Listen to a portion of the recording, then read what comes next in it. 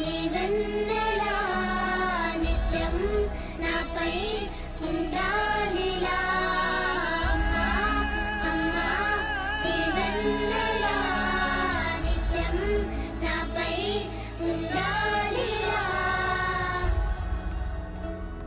తిను శుభ్రం కాదు బాగా సన్న అయిపోయినా బాగా తినరా పిచ్చోడా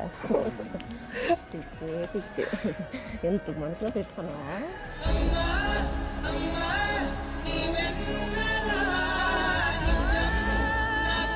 పట్టుకొని కంపల్సరిగా రావాలి. ప్రామిస్.